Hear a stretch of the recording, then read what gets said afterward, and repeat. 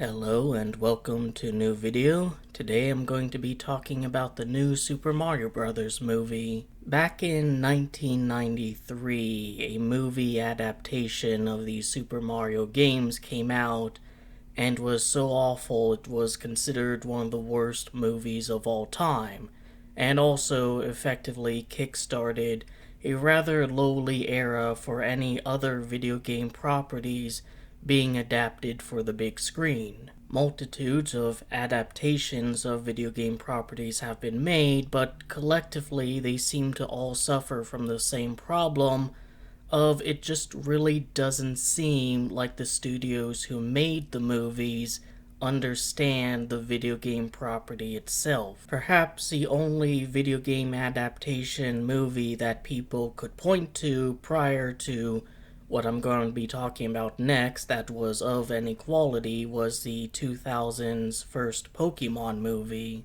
But, against all odds, a few years ago, Sonic the Hedgehog had its first time in the big screen, and against all odds wasn't bad or even terrible. It was impressively mediocre.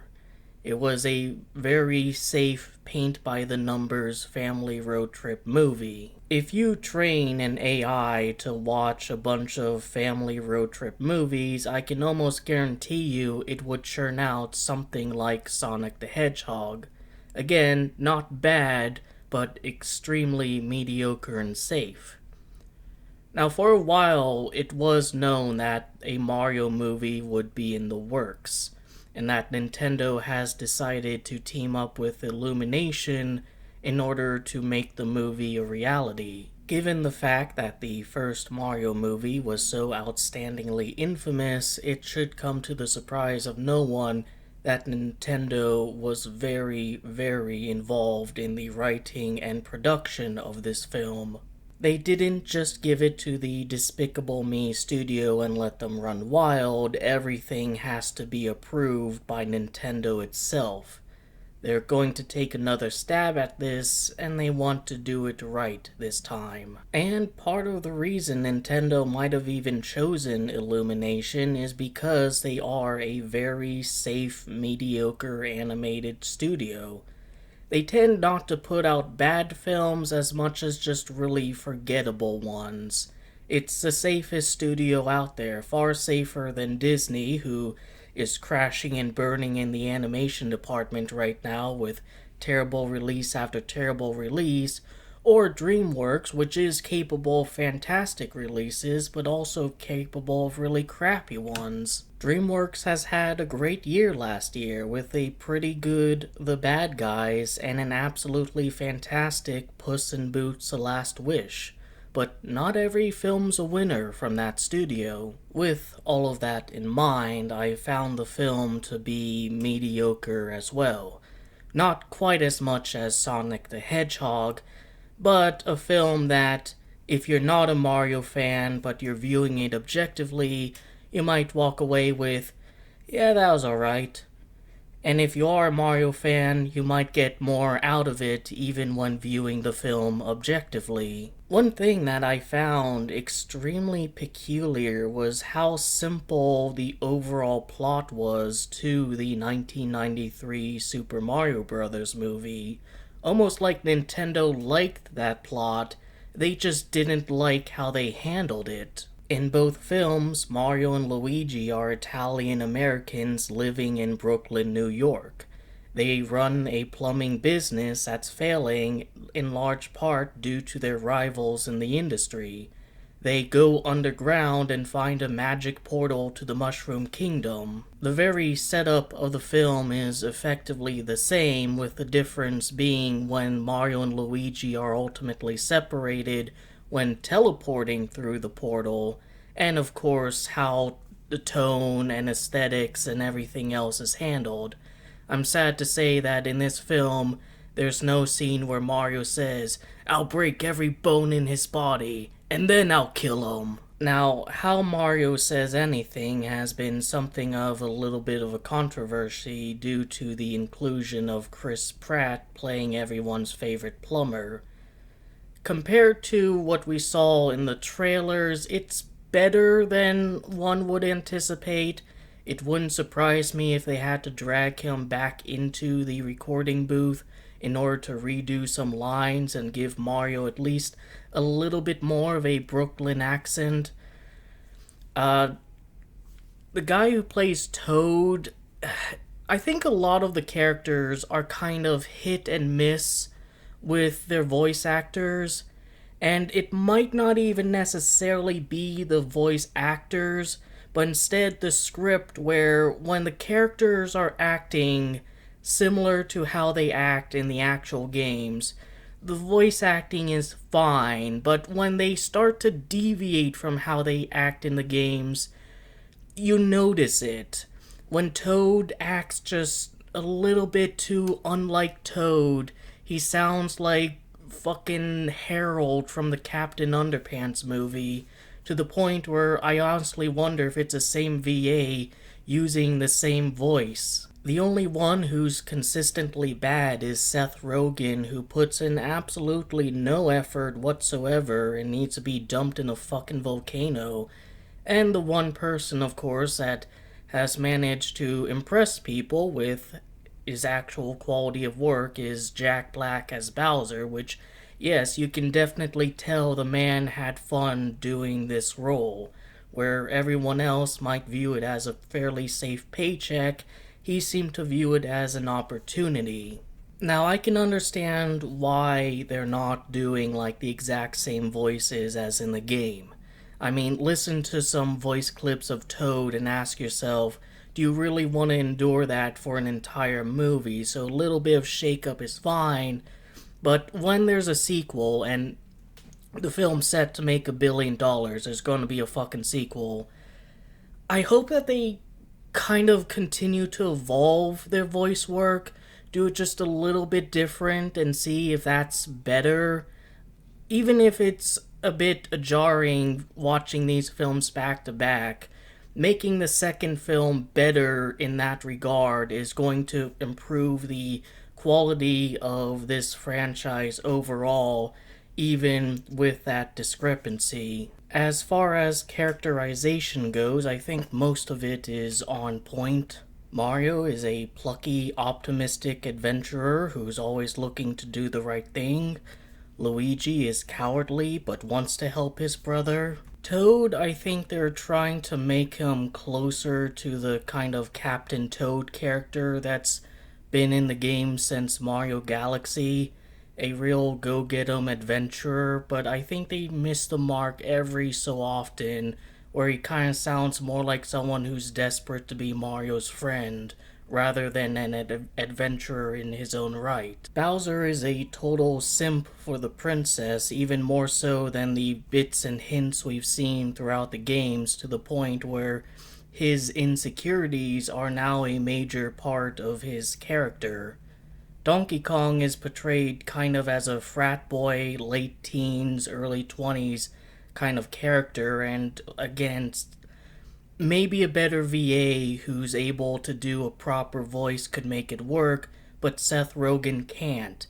And the fact that his movies appeal to that demographic that Donkey Kong acts like doesn't change that. Cranky Kong isn't really cranky as much as he's sarcastic. He feels the most like something out of a Marvel film in the entirety of Super Mario Bros. I didn't particularly like this interpretation of him. Maybe they just didn't want to make him actually cranky and unlikable, cause he could be marketable, but just did not sit well with me. But of course, if you've ever seen James and the Giant Peach, you're probably aware of the size of the elephant in the room that is Princess Peach. It's no secret that Hollywood has extreme difficulty these days when it comes to writing female characters. There's one template and one template only, a sarcastic, snarky, condescending thundercunt girl boss who upstages and overshadows all of her male counterparts. And woe be to you if you're a fan of a established male character, and then it's established or revealed that there's gonna be like a spin-off about him, and he just so happens to have a young female protege version of him. Your favorite character is going to act uncharacteristically like a stupid asshole because so many writers these days have extreme difficulty introducing a new kid on the block among all the old kids who were there for a while. Now, people like Princess Peach's character in the game, as simplistic as her representation in the game may be. After all, Mario games aren't known for their story. That was for Paper Mario, but then, of course, a mandate and all that shit kind of fucked that up. People like the fact that she's sweet, kind, and has an overall pleasant demeanor. She isn't like some asshole. She's not snarky, she's not sarcastic, she doesn't belittle everyone else around her. And the fact that such a character is rarer and rarer in media these days just makes Princess Peach's character stand out even more. I strongly believe that there was a game of tug-of-war going on behind the scenes between Nintendo and Illumination regarding Princess Peach's characterization, with Nintendo wanting her to be capable but sweet, and Illumination's writers being, well, modern-day Hollywood writers. Take a wild guess how they wanted to portray her. This might be illustrated best in the scene where Peach is kind of consoling Mario over the fact that he keeps failing the obstacle course over and over again, one that we've seen her go through near flawlessly. When she says that Mario is new to this world and the mechanics of it, that sounds like a Nintendo bit of Peach writing. She understands Mario's struggles, she wants to encourage him, she wants him to keep going, and then with the joke of, lots of people fail it, failed over and over, and then Mario says, you got it your first time, didn't you? And then she confirms that. That feels more like Illumination writing. Some of the ways she talks and some of her mannerisms are definitely incongruent with how she's portrayed in the games, but given that this is a modern-day blockbuster Hollywood movie, it seems like this is the best we could get from a compromise perspective. She's not a raging thunder cunt girl boss. She is a positive character and genuinely likes and cares about Mario and doesn't view him as a lesser or an inconvenience. Hell, she's even nice to the Toad, who probably should be viewed as a bit of an inconvenience. And why do I get the feeling that quite a few of the negative review scores from critics a film has gotten is precisely because of that? Overall, similar to the awfulness of Chris Pratt's voice acting ability, the marketing was a bit misleading with Peach's characterization, where it's not ideal, but it's not as bad as the trailers made it out to be. The character I think I have the most trouble with is actually Luigi, because he doesn't really get any character growth in the movie, certainly not properly. At the beginning of the movie, Mario and Luigi are hired to fix someone's leaky faucet. They try to start their car, but find it doesn't work, so Mario and Luigi have to book it on foot through the alleys and roads of New York in order to get to the house in a timely manner. During this segment, we see Mario is actually quite athletic. He's really good at parkour, kind of setting up how he'll behave later on in the movie. This might be seen as a discrepancy where later on Mario's failing over and over in the obstacle course Peach has, but I think that's more of a Mario is athletic and can, run and jump and shit, but he's not quite at the level of being able to handle Bowser's bullshit and all the shenanigans that go on in the Mushroom Kingdom. There's definitely a foundation there, he just needs to build upon it, considering he's a fish out of water. Luigi comparatively was far less athletic. Mario basically had to open every door and set every platform for his younger brother. Then, on the way to the Mushroom Kingdom, they're separated, with Mario ending up within spitting distance of Princess Peach's castle, and Luigi ending up in a land called the Dark Lands that seems almost custom-tailored to extract as much fear from the already rather cowardly brother as possible. Luigi is kidnapped and held in a cage above a pit of boiling lava. Maybe he could have a conversation with the others, but he doesn't really come off as very talkative in that moment or the scenes that we see him in that cage. Meanwhile, Mario's learning more and more about this strange world he finds himself in. He learns about power-ups, for example, that eating mushrooms allows him to grow bigger and stronger and jump better, but getting hit means he loses the power-up. In the fight Mario has with Donkey Kong, Mario learns that there's actually a variety of power-ups. There's a mushroom that makes him really tiny. There's a power-up that gives him the reflexes and agility and scratching power of a cat. This is also another nice character growing moment for Mario, as even though he knows what he needs to do, get the power up so he has a fighting chance against Donkey Kong, it doesn't, it's not just handed to him. He still has to fight and struggle and overcome. Mario is not a Mary Sue. Luigi, meanwhile, is still in the cage, and he remains in the cage until the penultimate fight at Bowser and Peach's wedding, in which he's freed and saved by Mario, and then he and the rest of the main characters are harshly teleported to New York City, and Luigi hides in a dumpster. This is also kind of the lowest point for Mario, where he has to run away because he doesn't have any access to powers or abilities, and he's unable to protect the Power Star from Bowser. He's hiding in the pizzeria that the movie started in, and after seeing a fractured version of the commercial that he and Luigi spent a pretty penny paying for, that establishes how well the brothers work together, he gets motivation to go out and try again. Mario goes out and tries to do his duty. Bowser tries to incinerate Mario with his fire breath, but his fire breath is blocked by a manhole cover held defiantly in place by Luigi. Mario and Luigi join hands, grab the Power Star, and become nigh unstoppable ultra badasses, effortlessly and flawlessly defeating Bowser and his army. Now you can see how this is perfectly fine for everybody's favorite mustachioed plumber in red. We started out seeing he's pretty good at parkour, and then he learns the ropes about fighting and jumping and dodging in regards to the Mushroom Kingdom's bullshit.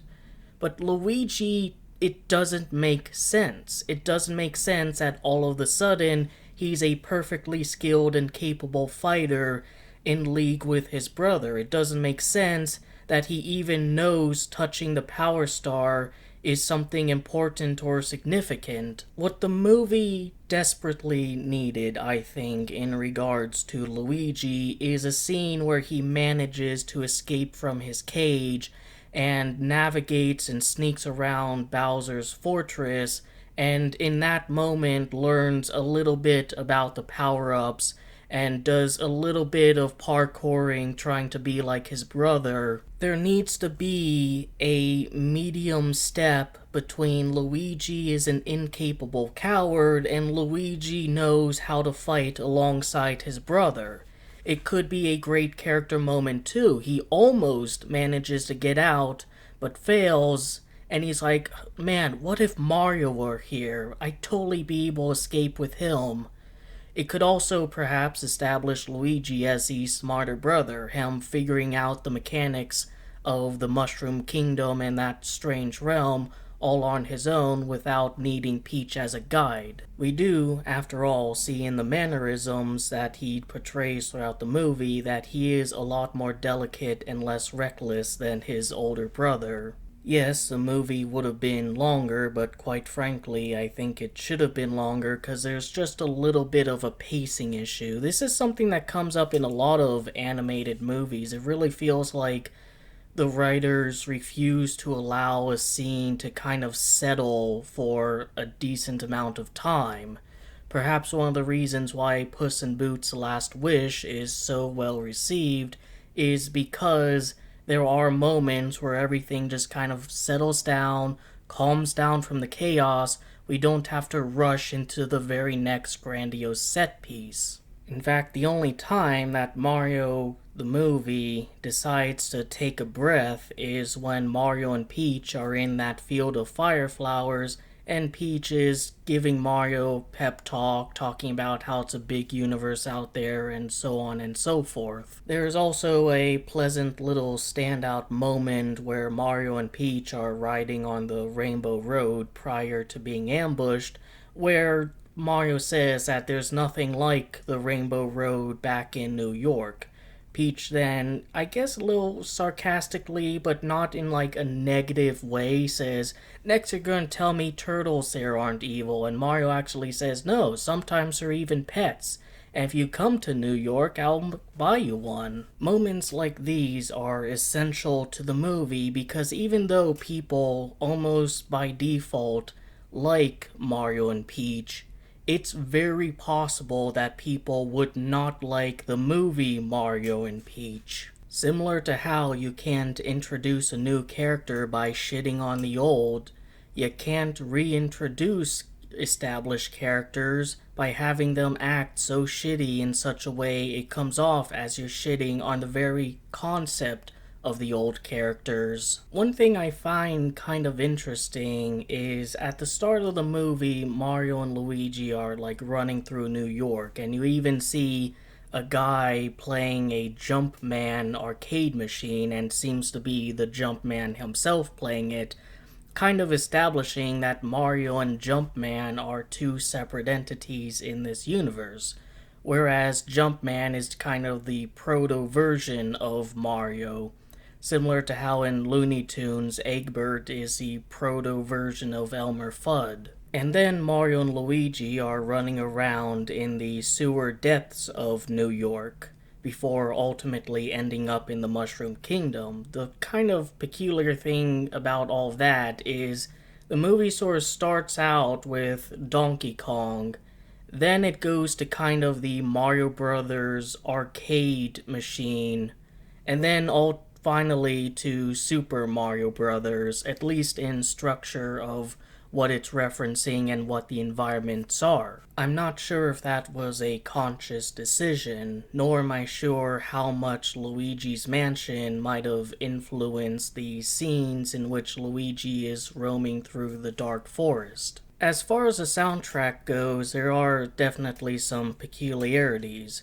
Most of the music is a rather lovely orchestral rendition of various songs throughout the Mario franchise. But there's also some new songs added to the Mario musical kit, such as the Mario rap in the very beginning, which is incredibly simplistic in beat and lyrics, though that makes sense for the story being told because it's a rap likely written by Mario and Luigi, to plumbers, not musical geniuses. That, and being written for a commercial, being short but catchy and having simplistic rhymes is going to work best for it as a meme. Another highlight musical moment in the movie would be the Peaches song Bowser sang. Now, personally, it didn't really do much for me. I didn't particularly enjoy it, but I know a lot of people did. And for what it's worth, as a kind of character-establishing moment, it does help solidify Bowser's odd obsession with Princess Peach. To its credit, however, I think it does a really good job at humorously subverting what's known as the villain song. Think Be Prepared by Scar in The Lion King, or Hellfire in Hunchback of Notre Dame. The songs are usually there to establish the villain as a foreboding threat and explain their motives in the most sinister way possible while still being appropriate for people to see. It allows for the use of extravagant imagery, and that is what's done in the Mario movie. However, rather than being a setting of brimstone and hellfire that Bowser up to this point was firmly established, it's more of an attempt at singing like the blues or whatever. It shows him in a more pathetic, comedic light. So, in that sense, even though subjectively I wasn't too hot on it, I do think that more objectively it was a benefit for the movie. The DK rap also made an appearance, or audio appearance, which I think was to the pleasant surprise of many, because the rap itself is kind of like a charming relic of when rap was first becoming big and mainstream, and you saw companies like Nintendo who didn't quite get it attempting their hands at it. In fact, arguably, the Mario rap at the very beginning is the exact same thing. The film's not afraid to be a little bit silly, even at the risk of coming off as a little bit cringy. In terms of non-Mario music, there's really only two that make sense. One being Habanera, when Mario and Luigi were having a scuffle with a dog after fixing a leaky faucet. That's just a classic bit of media and ties into Mario and Luigi's Italian heritage, and the wedding march at Bowser and Peach's wedding. I mean, what else are you realistically going to play? But some of the other song choices are just quite frankly jarring. When Mario's going through the obstacle course, Holding Out for Heroes playing, Take on Me and Mr. Blue Sky also play at some point in the film. Now, I like these songs, they're great songs, but it just kind of takes you out of the moment a little bit when you're hearing either full-on orchestral Mario music or new songs that are very clearly made for Mario, and then all of a sudden you hear some of the 80s greatest hits. I just can't help but to wonder if it would have been better if they found a song from Mario, but played it using instruments and tempo that would invoke the sort of 1980s rock feeling that these song choices do. As far as visual design is concerned, it's a pretty standard CGI animated movie. It doesn't do anything real funky with its designs like Puss in Boots or the upcoming Teenage Ninja Turtles movie. I found Peach to be just a little bit uncanny though, and I think a huge part of that is the fact that like every strand of hair on her head is separate from each other. It would probably look extremely weird if Mario and Luigi didn't wear hats all the time either. And it is just Peach, because I didn't really get that feeling when looking at Bowser and his hairs. It seems overall odd that they wouldn't just reuse some models that have been used in the games themselves. Nintendo obviously spent a lot of time and manpower perfecting the look of Mario and Luigi and Peach. The difficulty, of course, would come from modeling some of Mario's family and the various New York residents in the same way as those models, so it comes off as Mario and Luigi were changed to match the background characters rather than the background characters being designed to fit Mario and Luigi and Peach. Overall, if there's one word that can describe the whole of the movie, it would be safe. No risks are taken, so nothing goes spectacularly wrong, but nothing goes above and beyond the Call of Duty either. But if there's one thing I think the movie does deserve credit for, and it's something it shouldn't because it should be innocuous, but unfortunately it's not, Mario is an animated property. It's a fucking cartoon, even if it's in the form of a video game. And it is so absolutely rare to see a movie based on an animated property be completely animated. It's just something that so many studios are hesitant to do. Take Sonic the Hedgehog, for example. You can't have Sonic running around Green Hill Zone all animated and spectacular. He needs to be in real life, actual world with real human being people person driving around in a car. All the theatrical Looney Tunes movies have been Looney Tunes interacting with real life people persons, not animated characters. To the point where the sequence in Space Jam: A New Legacy with LeBron James as an animated character stands out as the highlight of the movie. Even films that mostly get it right, like the SpongeBob movies, end up veering into having to show real-life people person, 'cause heaven fucking forbid you make a cartoon based on a cartoon. The last film I can remember that's, hey, this is an animated property, so it's going to be an animated movie that I can recall off of the top of my head is a fucking Simpsons movie, and how long ago was that? Animation as a medium of art and storytelling isn't respected still. It's still kind of viewed as the redhead stepchild of every other way you can tell a story. Just look at how Disney is treating their own animated properties, their classics. They're not animated anymore, even if it's shitty CGI up to the fucking gills. It's still going to be pegged as a live-action remake because heaven forbid they do another 2D animation or even a 3D animation if they want to be more industry standard. Disney is a company whose bread and butter, whose meat and bones, whose very existence owes itself to the remarkable power of animation, and even they scorn it. And so in some small way, I'm hoping the fact that the Super Mario Bros. Movie is set to cross $1 billion shows other studios that you don't need your fucking Scrimblow to sit in a car as some real-life asshole drives it. If you're going to adapt a cartoon, make a fucking cartoon. You assholes have tried and tried and tried again and consistently failed at recapturing the spirit and magic of Roger Rabbit because that film was made as a love letter to Golden Age animation, while all of your films are made to save budget on animation. So that now that I've talked about my gripes with how Hollywood handles the medium of animation, now let's talk about how Hollywood's been obsessed with cinematic universes and ask that the question that many people are, when are we getting the Nintendo Cinematic Universe, and did they handle that prospect well? I personally think they did.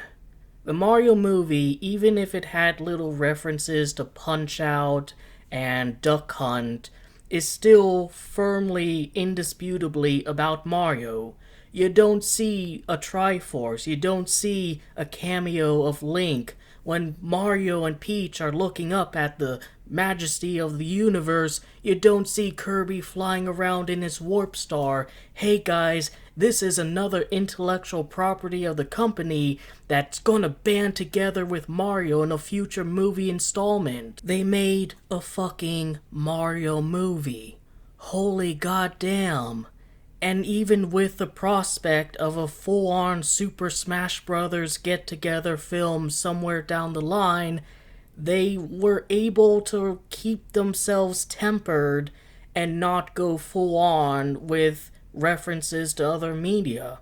And what media they did reference, Mike Tyson's Punch-Out and Duck Hunt, both of those at least work perfectly fine for the setting of what's supposed to be real-life New York. Mike Tyson is a real person that exists, so it makes sense that Little Mac would also be a person in real-life New York and not some magical Nintendo land.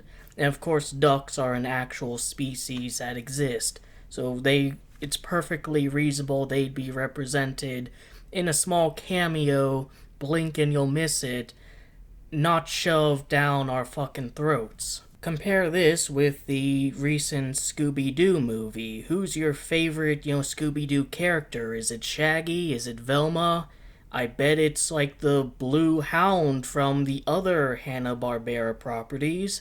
And who's your favorite Scooby-Doo villain? Is it the Creeper? Is it the Space Kook? Is it Miner 49er? No, you're probably thinking about Dick Dastardly from the Wacky Races that have abso-fucking-lutely nothing to do with Scooby-Doo, but boy does it set up the Hanna-Barbera cinematic universe. So many fucking studios blow it completely, blowing their loads too fucking early about this cinematic universe stuff because they saw how successful it was for Marvel, and somehow against all odds with the mediocre minds at Illumination and the ever greedy capitalistic opportunist minds at Nintendo, they didn't fuck it up. There's gonna be a sequel. There's gonna be a Legend of Zelda or Pokemon or Splatoon or Kirby movie or even a Metroid movie. And perhaps at some point, Mario and Samus and Kirby will be in a room together.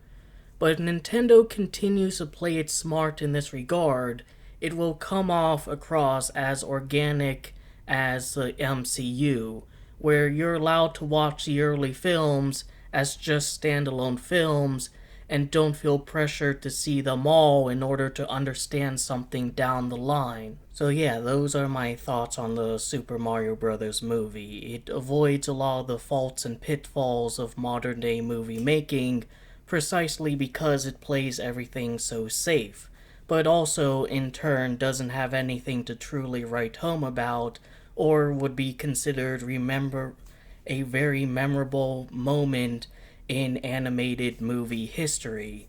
Certainly nothing to the extent of, say, the panic attack scene from Puss in Boots, or the character of Death himself. Similar, though, to how people appreciate the character of Jack Horner being an indisputably irredeemable dickhead villain, albeit a goofy one, I think people will derive the same joy from the character of Bowser, who, as I said before, has a voice actor who genuinely sounds like he was having a grand time playing this character. As far as smaller thoughts go, I'm a bit annoyed that I didn't notice, or perhaps there weren't even any, Super Mario Sunshine references. That's a 3D Mario I grew up with, after all. Put a fucking Pianta somewhere in Toad Town if you have to, but let me relive that little bit of my childhood.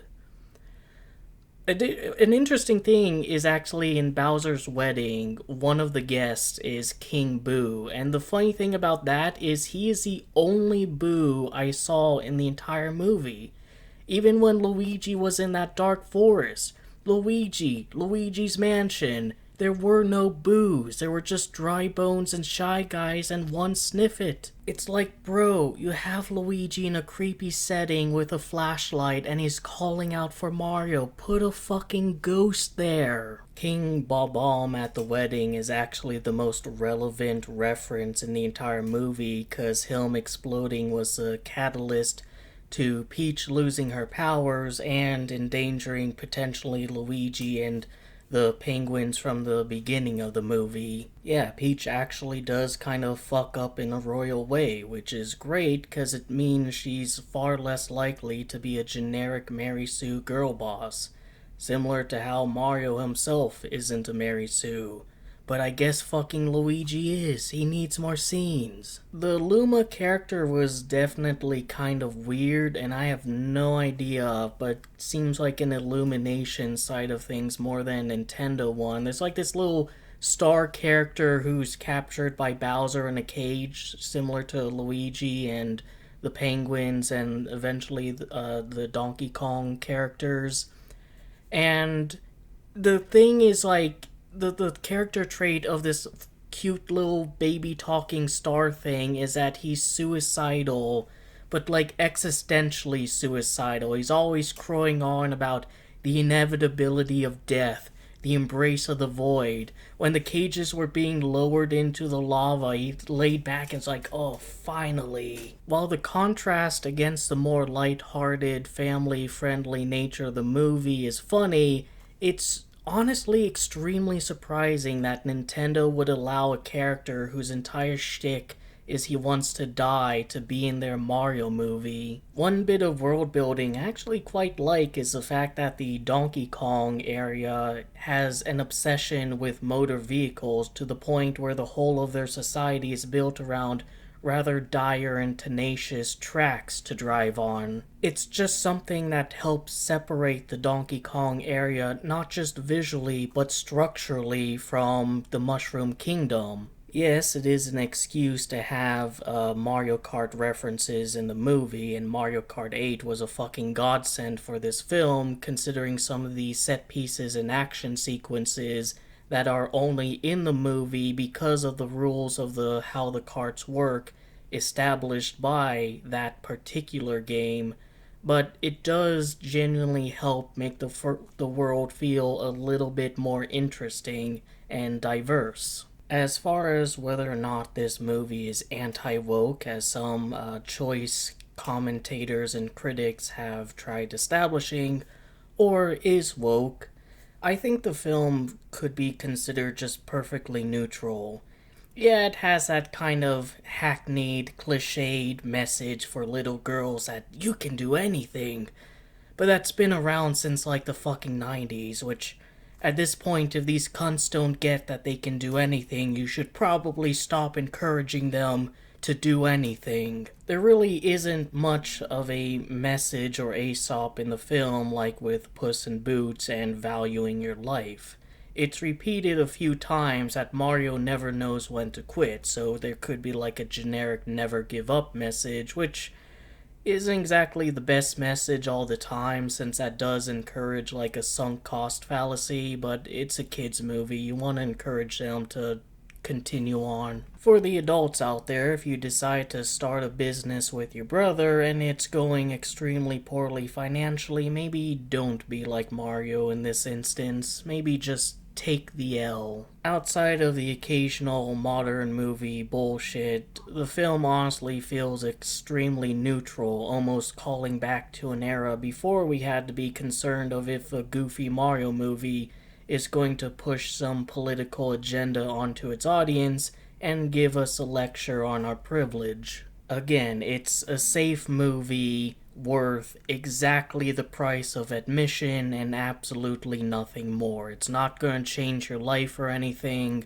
It will likely have a major impact on the overall movie industry, in the sense it would encourage quite drastically, due to box office numbers, more attempts at video game movies, but that ball has already started rolling given there's a Five Nights at Freddy's film, and the Poppy Playtime movie, and the Iron Lung movie that was just announced, that probably would have been made regardless of if Mario came out or not. If anything, arguably, the blue blur might be looking behind him at Mario saying you're too slow, as the Sonic movie might be the catalyst that starts this new trend and craze of video game movie adaptations that try at least not to be shit, even if they manage to hit mediocrity. So that's my thoughts on Mario, but there's something I kinda wanna bitch about still.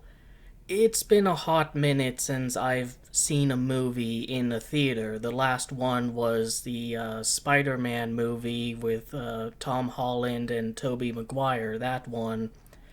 And before that, I think the last film was Rocket Man, that Elton John movie. So I don't know how much has changed in the Kinoplex, but I'm not very partial to what I see.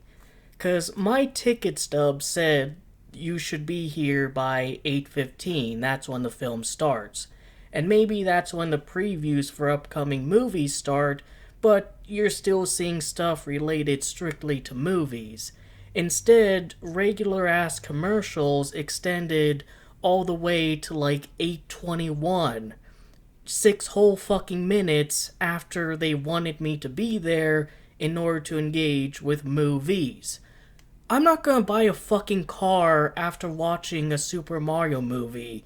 You don't need a car commercial there. Like, woohoo, Mario and Luigi, they defeated the Bowser and saved the princess, and now I'm going to spend 22,000 on a Honda. Like, that doesn't fucking happen. Cool it with the commercials, man. Especially for the fucking Mario movie, which even though it was 8:15 on a Wednesday, a school night, the theater, though not jam-packed, still had quite a few people in it. Mario's clearly able to put asses into seats.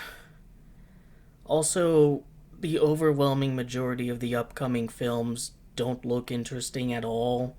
Like, there's one very generic, looks like it's based on some teen fiction about like Athena or some shit and like his knight or something like that. I could be talking about two separate movies. Strangely enough, literally the only one that actually looks interesting is a fucking Barbie movie, and that's in part due to Ryan Gosling being there, the literally me guy, but also the plot of it with them kind of living in their little world, and then it sounds like they're gonna have an existential crisis. And we all love seeing Ryan Gosling have existential crises. It's actually kind of funny that Barbie may genuinely be a rival film to Oppenheimer from a male demographic strictly because of Ryan Gosling. DreamWorks' winning streaks in the Department of Animation is probably going to end because the next Trolls movie looks like absolute ass. I'm aware I'm not its target demographic, but it does genuinely look shitty. So yeah, those are my thoughts on the Super Mario Bros. Movie, the modern movie-going experience, and even a word or two on the upcoming works of classic cinema like Barbie and Trolls 2 that we can expect down the line. I hope you enjoyed the video, that gave you something to think about and otherwise entertained you. Take care.